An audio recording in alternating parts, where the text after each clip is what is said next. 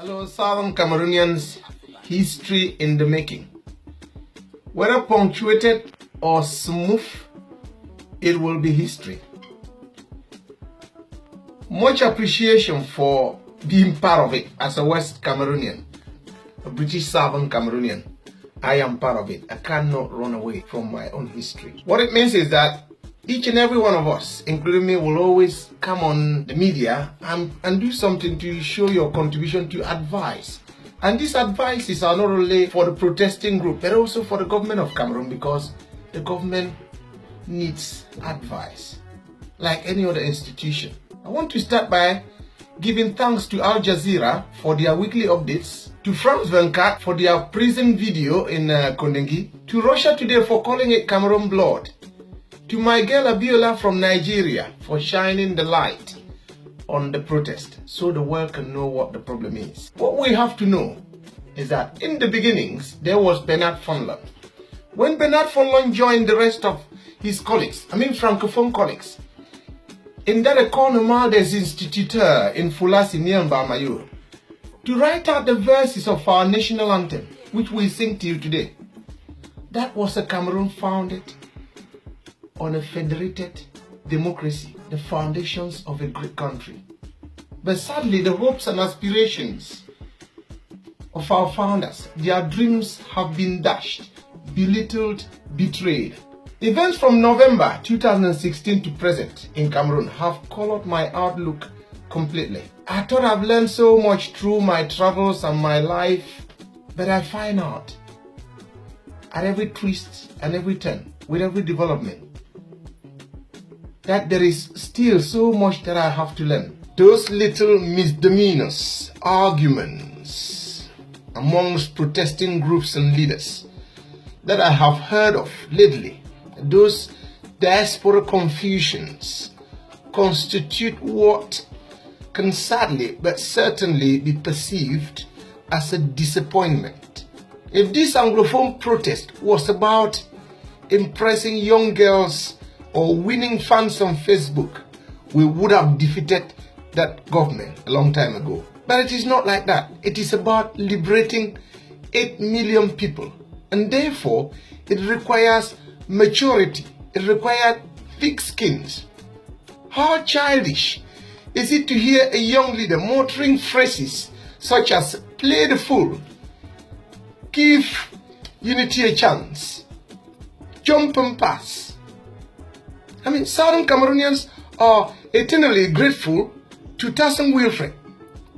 That momentous moment when he said all complaints must be heard, that the strike continues until everybody in Southern Cameroon is listened to and everybody is satisfied. The relationship between the establishment and the people of Southern Cameroon changed forever. A seismic shift in the landscape of Cameroon occurred. And I'm hoping that people on the Francophone side are taking initiative from this.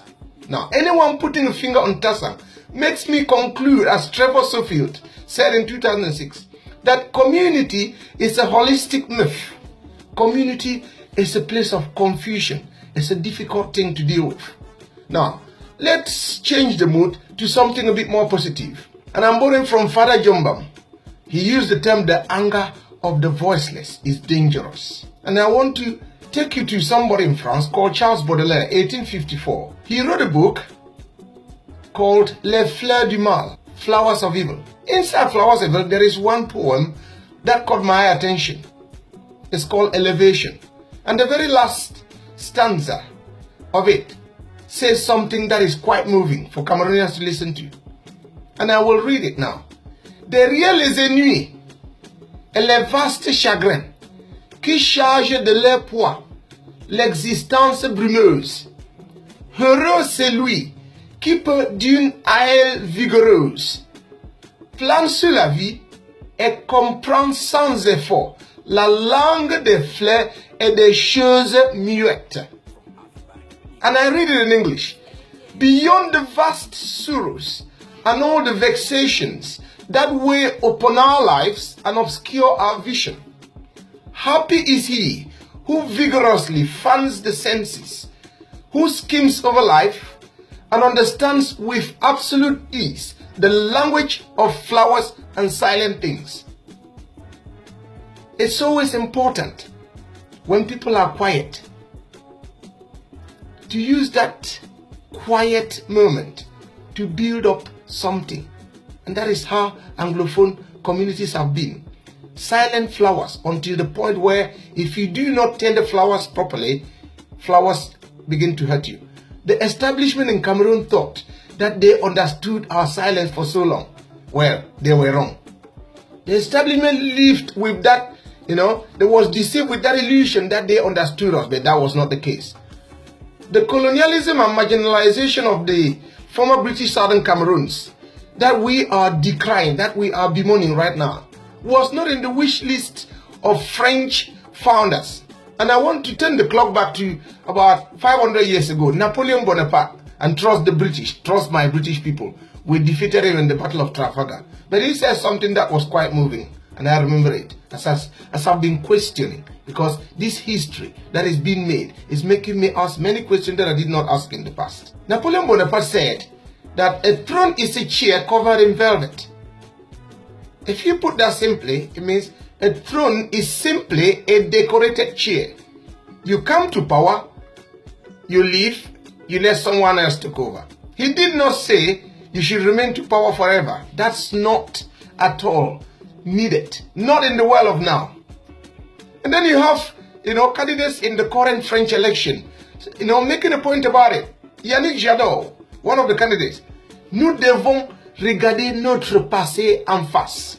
We should look at our own past with honesty. If we were wrong, we apologize, we pay reparations. And Marine Le Pen, wise women of France, what did she say? We need to stop financial slavery. Francofrique has to stop. And the echoing sentiments, of other people in Cameroon, people who understand history, who may not have gone to the highest levels in school, but they understand history. Longue, what did he say? L'histoire est le passé basé sur les écrits. It is written and scripted. Everything that comes to pass would have been written before. We know clearly the consequences of colonialism. They are clearly written in theory and they are practiced. So who fooled Cameroon? That she was so different from other former French colonies, that she will forever be immune to the political upheavals that we see in other countries, that she will have everlasting peace. La stabilité qui n'étant pas monnaie courante en Afrique. Gardez par Paul Biya pour longtemps, 34 years. Who fooled us that 34 years meant that we will forever be in peace? Who fooled us that we were immune to the chronicles, documented, the scripts written on colonialism? Why did we not know the consequences of colonialism? Why did we not know that it was coming to us, especially after we missed, an uprising in 2008? And I will come to that in another video.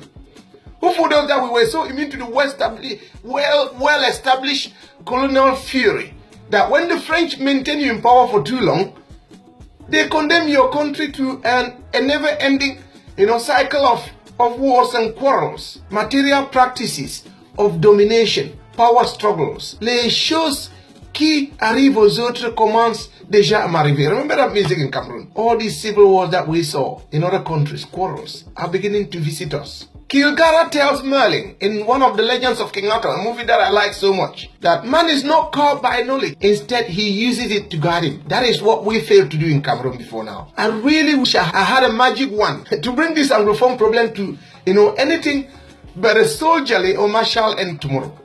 Or to use that magic wand to despise the power that kings and leaders and presidents buy with the lives of men. To prevent my own country from becoming tumbled temples of antiquity if a civil war breaks out, because I don't want that. My village, my family will be affected. We don't want war. And that is why the consortium is unshakable. It must be respected. Certain events can completely change the course of history. If William Gladstone, the Prime Minister of England, at the time when we were asking for British annexation, did not reject it, if he accepted our plea for annexation, we may have been a country like Ghana, like Nigeria, 10 times more democratic. If Germany ruled Cameroon for longer than they actually did, with all the buildings, the relics, the monuments that you see on the landscape of Cameroon now, Cameroon would have been a better place. Probably this division and quarreling would not have existed. If Robin Omnyobe survived the French assassination and became the first leader, the first head of state, what we now see, referred to as absolutist gerontocracy, a generation of old people ruling us. And thank Adrian Bloomfield, thank you for teaching me that word. A generation of old people ruling on, wanting to hang on to power by the thread. That would not be the case. So the consortium is the UPC of our time, and I want to give you the reasons why. If you compare that, Ruben Omnyobe was born in 1913, about 3 years before Jongu Foncha. By 1924, he went to secondary school normally, passed his GCE O level. He wrote a concours to enter the École Normale de Formation, École Normale des Instituteurs, which in some ways it is the ENAM at that time. But because he was not happy with the ways of treatment by the institution, the way the institution treated students, like Akwanga or Nti Valentine at the University of Boya, complaining against the university treatment, creating a strike. He was dismissed, but he still passed the concours to work as a government administrator. The Machiavelli label is misleading and deceptive. It frames our ancient liberators in the negative. The Machiavelli level, as we were growing up, makes us feel that these were people who were killing people. They were doing it because they were pushed into the bushes. From Douala Mangabel to Ernest Wanji through Ruben Omnyobe, all of them were people who fought for our own country to be free. And if you want to compare the UPC, which was like the CPDM at that time, the most popular party, and the consortium now, you will see that both were born out of trade unionism, a confederation of trade unions. Both were against colonially inspired governance. Both were agents of decolonization. Both were, contained people who advocated for a fair society. Both echoed populist sentiments, trying to liberate their people. Both used the wisdom of the diaspora. Because I remember Ernest Wanji had sent Dongmo to get some money from somebody at the United Nations.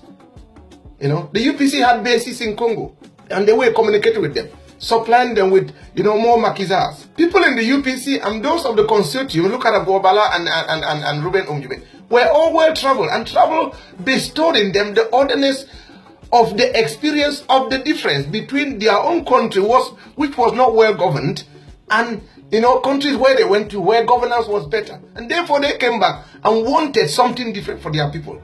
The consortium, like it or not, although an Anglophone something, is the UPC of our time. The group that will liberate us.